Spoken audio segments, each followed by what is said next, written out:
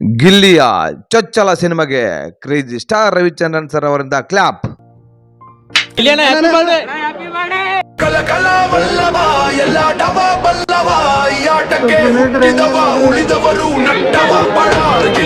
ನಮ್ಮ ಗಿಲ್ಲಿ ನಟ ಅವರು ಅವರ ಚೊಚ್ಚಲ ಸಿನಿಮಾದ ಮುಹೂರ್ತಕ್ಕೆ ಆಗಮಿಸುತ್ತಿದ್ದಾರೆ.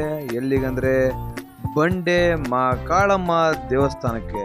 ನಿಜವಾಗ್ಲೂ ಈ ಒಂದು ಬಂಡೆ ಮಹಾಕಾಳಮ್ಮ ದೇವಸ್ಥಾನ ಇದೆಯಲ್ಲ, ಈ ದೇವಸ್ಥಾನದಲ್ಲಿ ಸುಮಾರು ಸಿನಿಮಾಗಳು ಏನು ಮುಹೂರ್ತ ಆಗ್ತವು.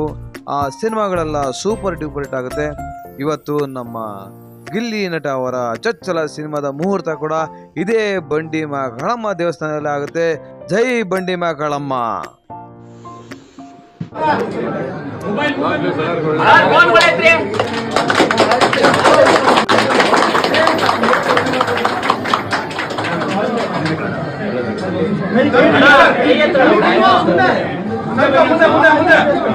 ನಮ್ಮ crazy star Ravichandran sir clap ಮಾಡ್ಯಾರ ಅಂದಮೇಲೆ ಸಿನಿಮಾ ಸೂಪರ್ ಡೂಪರ್ ಹಿಟ್ ಆಗೋದ್ರಲ್ಲಿ ಯಾವುದೇ ಸಂಶಯ ಇಲ್ಲ. ಈಗ ಗಿಲ್ಲಿ ನಟ ಅವರು ಕೇಕ್ನ ಕಟ್ ಮಾಡಿ ಈಗ ಅವರ ನಿರ್ದೇಶಕರಿಗೆ ತಿನ್ಸೋದಕ್ಕೆ ಹೋಗ್ತಾ ಇದ್ದಾರೆ. ಈಗ ನಿರ್ದೇಶಕರಿಗೆ ಕೇಕ್ನ ತಿನ್ಸಿದ್ರು.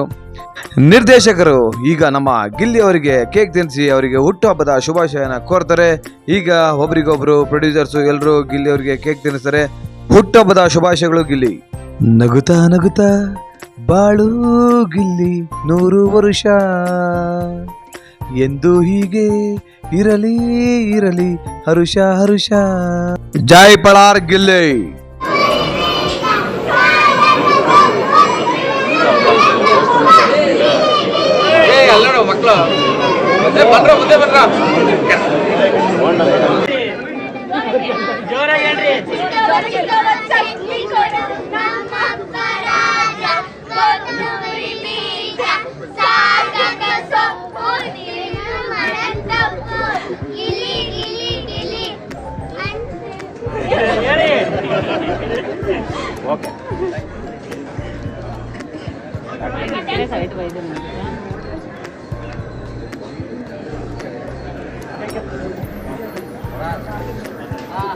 ಸರಿ, ಕಾವ್ಯ ಮತ್ತೆ ಇವ್ರ ಜೋಡಿ ತುಂಬಾ ಹಿಟ್ ಆಯ್ತು. ಅವ್ರನ್ನ ಹೀರೋಯಿನ್ ಮಾಡ್ಕೋಬಹುದಿತ್ತಲ್ವಾ ಅಂತ ಹೇಳಿ ಸರ್. ನೀವು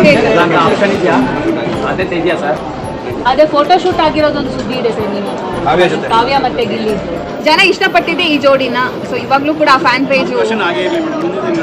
ಸೊ ಹಂಗಂದ್ರೆ ಹೀರೋಯಿನ್ ಕಾವ್ಯ ಅಂತಾನೆ ಆತರ ಹೇಳೋಕ್ಕಾಗಲ್ಲ. ನೀವು ಅದನ್ನ ಏನು ಹೊರಗಡೆ ಏನೋ ತಿಳ್ಬೇಡಿ, ಬೇರೆ ಮುಂದಿನ ತಿಳಿಸಿ. ತರಬೇಡಿ ಅಂದ್ರೆ ಅದರ ಅರ್ಥ ಕಾವ್ಯ ಅಂತ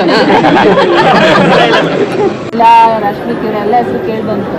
ನಿಮ್ಮ ಸಿನಿಮಾಕ್ಕೆ ಯಾರು ಅಂತ ಈಗ ಮುಂದಿನ ದಿನಗಡೆ ಹೇಳ್ತೀವಿ. ಈಗ ಫೈನಲ್ ಮಾಡ್ತೀವಿ. ಅದು ಬೈ ಮಿಸ್ ಆಗಿ ಇದಾಗಿದೆ ಅದು ಮೇಡಮ್. ಡಿಲೀಟ್ ಮಾಡ್ಬಿಟ್ರಾ? ಅದು ಡಿಲೀಟ್ ಮಾಡಿದ್ವಿ. ಅದು ಡಿಲೀಟ್ ಮಾಡಿದ್ವಿ. ಇಲ್ಲಿ ನಿಮಗೆ ಯಾರು ಹೀರೋಯಿನ್ ಆಗ್ಬೇಕಂತ ಇಷ್ಟ ಇದೆ? ಇಲ್ಲ ಡೈರೆಕ್ಟ್ ಯಾರು ಪಾತ್ರಕ್ಕೆ ಯಾರು ಮಾಡ್ತಾರೆ, ನನಗೆ ಯಾರು ಆಗ್ಬೇಕು ಅಂತ ಹೇಳಿದ್ರೆ ನಾನು ಹೇಳ್ದವ್ರೆಲ್ಲ ಮಾಡಿ ಕರ್ತೀವಿ. ಪ್ರೊಡ್ಯೂಸರ್ ಕರ್ಕೊಂಬರು ಕರೆದವ್ರು. ಸರಿ, ನಿಮ್ಮ ಮನಸ್ಸಲ್ಲಿ ಯಾರು ಹೋಗ್ಲಿ ನನ್ನ ಮನಸ್ಸಲ್ಲಿ ಯಾರಿಲ್ಲ ಮೇಡಮ್. ಯಾರು ಪ್ರೊಡ್ಯೂಸರ್ ಯಾರು ಇವರು ಯಾರು ಮಾಡೋದು ಕರೆಕ್ಟಾಗಿ ಇರ್ತದೆ.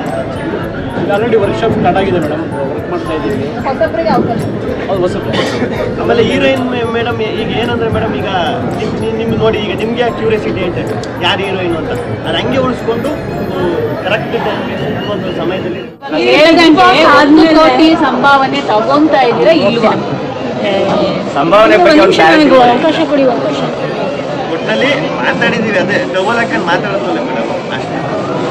ಗಿಲ್ಲಿಯವರೇ ಬಿಗ್ ಬಾಸ್ ಆದಮೇಲೆ ಸಿಕ್ಕಾಪಟ್ಟೆ ಪ್ರಾಜೆಕ್ಟ್ ಹೇಳ್ಬೋದು. ಈಗ KVN ಸಂಸ್ಥೆ ಎಲ್ಲರಿಗೂ ಗೊತ್ತು. ಈಗ ನಮ್ಮ ಇಂಡಿಯಾದಲ್ಲಿ KVN ಸಂಸ್ಥೆ ಅಂದರೆ ಈಗ ಎಲ್ಲ ಇದರಲ್ಲೂ ಸಿನಿಮಾ ಮಾಡಿರೋದ್ರಿಂದ ನನಗೆ ದೊಡ್ಡ ಪ್ಲಸ್ ಆಯ್ತು. ಅದು KVN ಸಂಸ್ಥೆಗಳವರು ಎಷ್ಟು ಸಪೋರ್ಟ್ ಮಾಡ್ತಿರ್ತಾರೆ. ವೆಂಕಟ್ ಸರ್ಗೆ ಥ್ಯಾಂಕ್ ಯು. ಇದು ಅಂತ್ಯ ಅಲ್ಲ, ಆರಂಭ. ಜೈ ಪಳಾರ್ ಗಿಲ್ಲಿ.